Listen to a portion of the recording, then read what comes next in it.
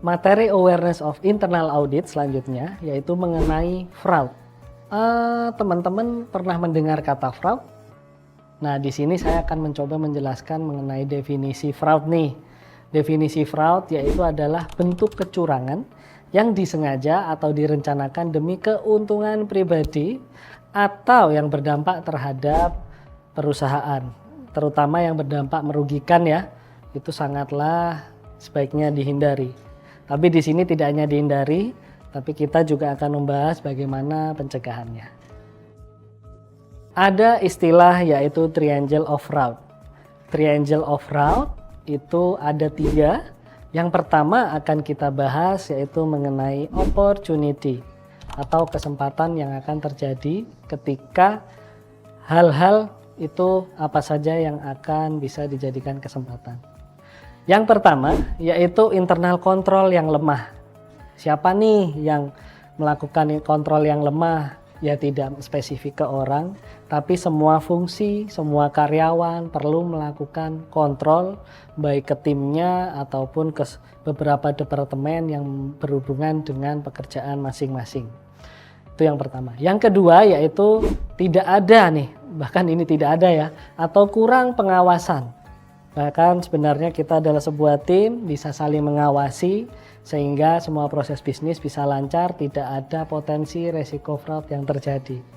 Yang ketiga yaitu penyalahgunaan wewenang atau power abuse, authority abuse. Nah, ini biasanya dapat dilakukan siapapun karena proses kerja yang kita lakukan di sini itu semua memiliki potensi penyalahgunaan wewenang.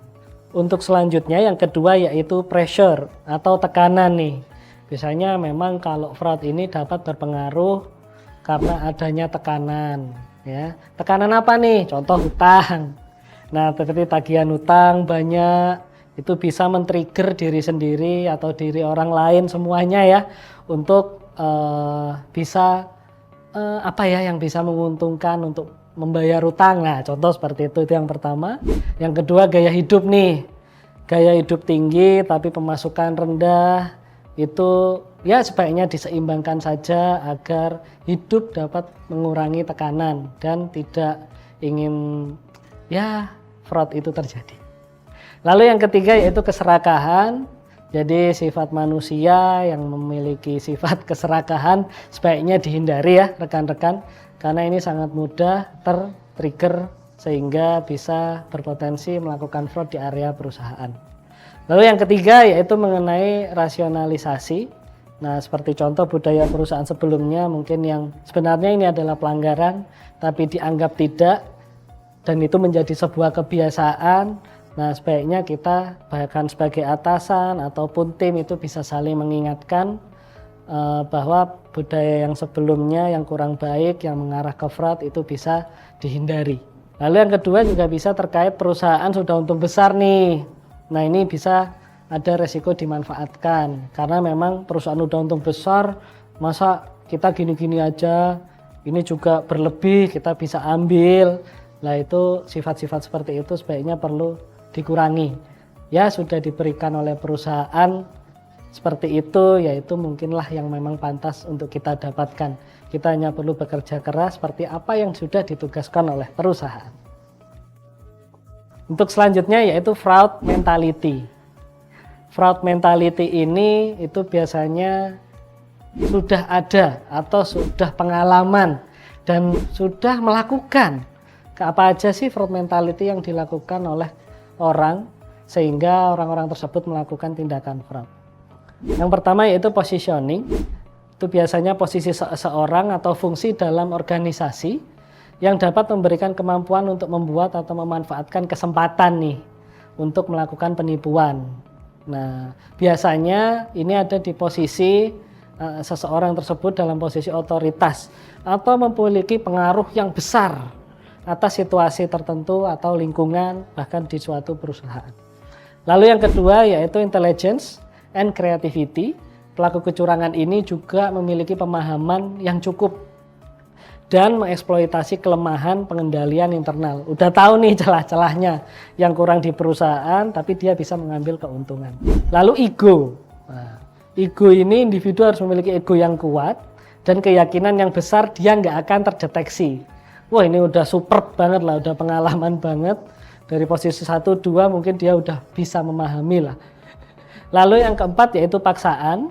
Jadi pelaku kecurangan dapat memaksa orang lain untuk melakukan atau menyembunyikan penipuan. Jadi individu ini tuh bisa mengajak orang nih untuk melakukan fraud dan bisa meyakinkan untuk menipu orang lain juga. Nah, ini sangat perlu dihindari. Lalu penipuan, nah penipuan yang sukses itu membutuhkan kebohongan yang efektif dan konsisten. Nah, ini udah expert banget nih mentalnya nih untuk melakukan fraud. Lalu yang keenam, stres. Jadi memang individu yang harus mampu mengendalikan stres karena melakukan tindakan kecurangan dan menjaga agar tetap tersembunyi sangat bisa menimbulkan stres. Lalu selanjutnya yaitu fraud tree. Fraud tree ini itu merupakan banyak hal-hal yang membuat penyimpangan. Contoh lah ya, jadi seperti penyimpangan atas aset. Jadi penyalahgunaan atau pencurian aset perusahaan yang sebenarnya itu masih digunakan oleh perusahaan atau mungkin nggak digunakan tapi emang belum dihapus nih asetnya. Tapi sudah mulai digunakan oleh yang tidak sesuai. Bahkan oleh orang yang tidak seharusnya menggunakan. Ya. Lalu pernyataan palsu. Nah, ini contoh nih ya juga menutupi kondisi keuangan yang sebenarnya dengan melakukan rekayasa keuangan. Nah, ini adalah resiko finansial. Contoh financial engineering dalam penyajian laporan keuangannya untuk memperoleh keuntungan. Lalu korupsi. Nah, ini udah banyak didengar lah ya. Ini juga di pemerintah banyak dilakukan, banyak contohnya juga. Dan korupsi ini melibatkan eksekutif, manajer atau karyawan dan organisasi berkolusi dengan orang luar. Contohnya dengan vendor atau mungkin rekan-rekan yang lain, pemerintah yang mengarah terhadap korupsi. Anti-fraud strategi. Jadi kita akan membahas terkait strategi dalam menangani anti-fraud. 4 pilar terkait anti-fraud strategi, yaitu yang pertama pencegahan. Bagaimana cara pencegahannya? Yaitu mengurangi potensi resiko terjadinya fraud, karena memang potensi ini mencakup anti-fraud awareness, identifikasi kerawanan, dan pahamilah karyawan. Know your employee, know your team. Itu sangat dasar untuk memahami dan melakukan pencegahan terhadap fraud. Terus yang kedua yaitu deteksi. Deteksi itu yaitu menemukan fraud. Dalam menemukan fraud ini penerapannya sangat luas, sehingga menyangkut kebijakan juga bisa, serta mekanisme whistleblowing, surprise audit, serta surveillance system. Nah, teman-teman tadi udah disampaikan terkait safe room juga, itu juga bisa menjadi fasilitas whistleblowing. Lalu yang ketiga yaitu penindakan. Penindakan yaitu menggali informasi, mengumpulkan bukti, ya kan, sistem pelaporan, dan penanganan sanksi atas fraud. Yang keempat yaitu tindak lanjut. Tindak lanjut yaitu memantau ya, setelah menemukan fraud yaitu melakukan pemantauan dan mengevaluasi fraud tersebut serta mekanisme tindak lanjut. Itu sangat penting teman-teman agar kejadian fraud tidak berkelanjutan lah. Jadi bisa tercegah meskipun ada tapi tidak banyak, syukur-syukur bisa hilang semua yang berpotensi sebagai fraud.